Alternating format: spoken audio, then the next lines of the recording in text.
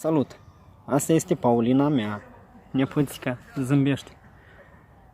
Ea e spărată pentru că nu m-a filmat prima dată cum trebuie.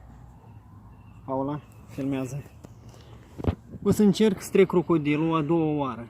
Tu ai apăsat vreun buton, Paula? Nu. Nu apăsăm niciun buton. Cred că o să-mi reușească și a doua oară, pentru că din prima dată Paula m-a filmat numai la papuși. Șmecheră. Paulina, de la jumătate și mâinile. Da.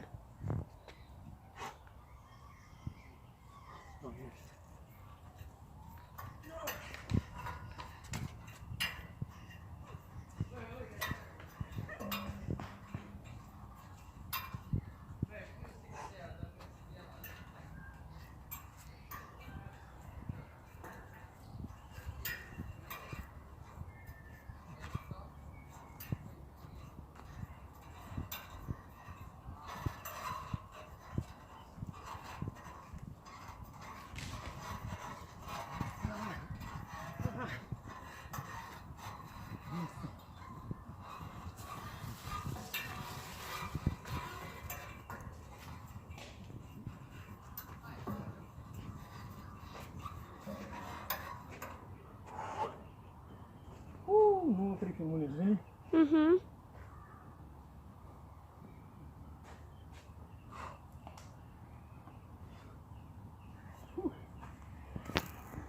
Eu am 33 de ani, cred că e ceva normal.